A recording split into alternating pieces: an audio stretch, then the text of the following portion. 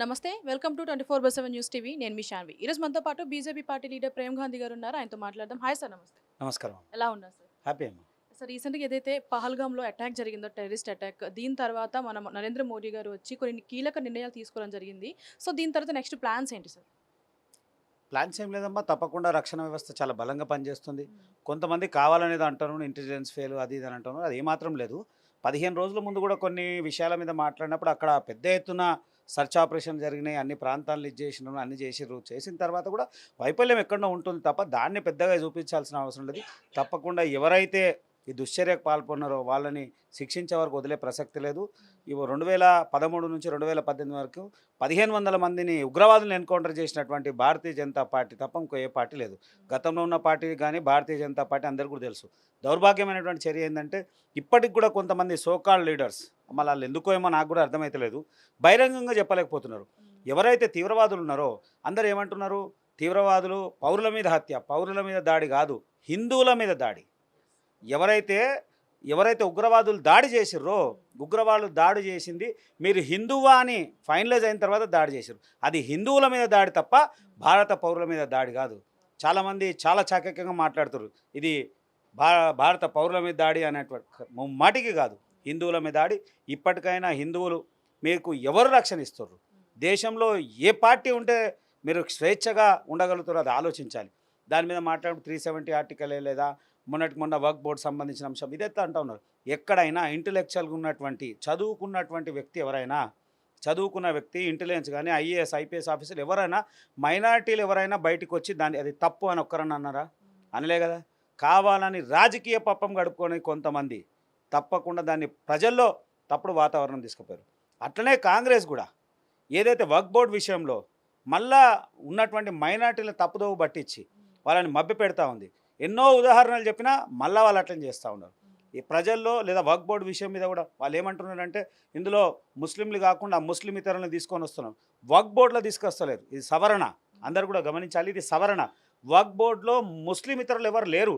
అది దానికి సంబంధించిందిగా వర్క్ బోర్డుకి కాకుండా ఒక దానికోసం ఒక సపరేట్ కమిటీ పెట్టి ఆ కమిటీలో ఉంటారు ఇద్దరు తప్ప వర్క్ బోర్డుకి ఎక్కడా సంబంధం లేదు. కావాలని మైనారిటీని మభ్యపెట్టేటువంటి కొన్ని పార్టీలు తయారని సీరియస్గా చెప్తున్నాం. ఆ పార్టీలను తీవ్రంగా ఖండిస్తూ ఉన్నాం.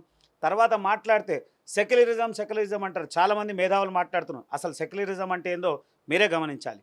సెక్యులరిజం అంటే అన్ని మతాలకు సమానమైనటువంటి స్వేచ్ఛ ఉండాలనేటువంటి వాదన ఉన్నప్పుడు ముస్లింలకు ఒక వాదన, హిందువులకు ఒక సమానత్వం ఎక్కడ ఉంటుంది? హిందువుల యొక్క ఆస్తులకేమో ప్రభుత్వం పూర్తి స్థాయి అజమాయిషి ఉంటుంది, ముస్లింల యొక్క ఆస్తులకు ప్రభుత్వానికి సంబంధం లేదు. ఈ వర్క్ బోర్డు సంబంధించినటువంటి బోర్డుని నిర్వహించడానికి కేంద్రము జీతాలు చెల్లిస్తూ ఉంటుంది, వాళ్ళకి శాలరీస్ చెల్లిస్తుంది కేంద్రము. ఈ దేశంలో ఉన్నటువంటి భూమి ఈ దేశానికి సంబంధం లేనటువంటి వాదన వర్క్ బోర్డు వాదన. అది ప్రజలందరూ గమనించారు. ఏ పేదవాడికి, మైనారిటీలు ఉన్నటువంటి ఏ పేదవాడికి కూడా వర్క్ బోర్డుతో ₹1 లాభం వచ్చినట్టు లేదు, ఏ సంక్షేమ పథకాలు జరిగినట్టు లేవు. ఇదంతా బడాబాబులు కొంతమంది వాళ్ళ వ్యక్తిగత స్వార్థం కోసం ఆ యొక్క చట్టాన్ని దుర్వినియోగం చేశారు. దాన్ని సవరించడం తప్ప ఇంకెక్కడ లేదు, అలాంటిది లేదు. అయితే తీవ్రవాదం మీద కూడా భారతీయ జనతా పార్టీ మొదటి నుంచి కూడా చాలా ఖరాఖండిగా ఎప్పుడు జరిగినా వెంటనే రెస్పాండ్ అయినట్టు దాఖలు ఉన్నాయి. మొన్న కూడా చూడండి, చరిత్రలు ఇప్పటివరకు లేదు.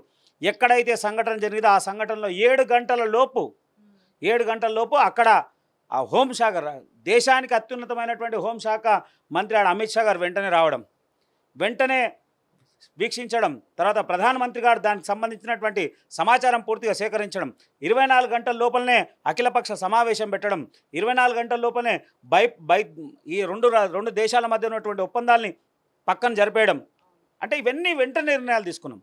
ఖచ్చితంగా భారతదేశంలో భారతీయులందరూ ప్రశాంతంగా ఉండాలన్నా, ఇలా మళ్ళీ చెప్తా ఉన్నాం, ఉండాలంటే భారతీయ జనతా పార్టీ వల్లనే సాధ్యమవుతుంది. అది ఖచ్చితంగా ప్రజలందరూ కూడా గమనించి రేపు జరిగే ప్రతి ఎన్నికల్లో, మేము దీన్ని ఎన్నికలు అంటా ఉన్నాం, మేము అంటా ఉన్నాం, మనల్ని కాపాడుతున్నటువంటి పార్టీని మనమే కాపాడుకోవాలి. తర్వాత మళ్ళీ ఇక్కడ పార్టీ విషయానికి వచ్చే వరకు అనేకమైనటువంటి ఆరోపణలు చేస్తూ ఉన్నారు. ఏమని, రక్షణ వ్యవస్థ అట్లా ఉంది, కొంతమంది మాట్లాడుతున్నారు నిర్లక్ష్యం వల్ల అంటున్నారు. 1500 మందిని రిక్రూట్మెంట్ చేసుకునేది ఉంది, వాళ్ళని చేసుకోలేకపోను అన్న వ్యక్తులే వాళ్ళ రాష్ట్రాల పరిస్థితికి వచ్చే వరకు పాట మారుస్తూ ఉన్నారు. ఏమంటున్నారు, మేము ట్యాక్సులు ఇంత కడతా ఉన్నాము, మాకు ఇంతే ఇస్తూ ఉన్నారు. అంటే ఆ డబ్బు అంతా ఎక్కడ పోతా ఉంది? కేంద్రం ఇస్తున్నటువంటి బడ్జెట్లో సింహభాగం రక్షణ వ్యవస్థకు పోతుంది. ఇవాళ అక్కడ వాడు రక్షిస్తేనే కానీ నువ్వు ఇక్కడ ప్రశాంతంగా ఉన్నావు, దాన్ని ఎప్పుడు మాట్లాడవే? దాని గురించి ఎప్పుడు ఆలోచించవే. క్లియర్గా కూడా ప్రజలందరూ కూడా గమనించాలి. ఇప్పటికైనా భారతదేశం అఖండ భారతదేశంలో ఉండే ప్రతి పౌరుడు ప్రశాంతంగా ఉండాలంటే భారతీయ జనతా పార్టీ వల్లనే సాధ్యమవుతుంది. మరొక్కసారి ఖచ్చితంగా చెప్తున్నాము. ఎవరైతే ఉగ్రవాద చర్యలకు పాల్గొన్నామో వాళ్ళపై కఠినమైనటువంటి చర్యలకు సిద్ధంగా ఉన్నాము.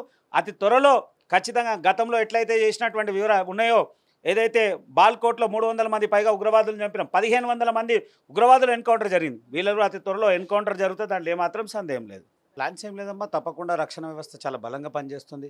కొంతమంది కావాలనేది అంటారు, ఇంటెలిజెన్స్ ఫెయిల్ అది ఇది అని అంటారు. అది ఏమాత్రం లేదు.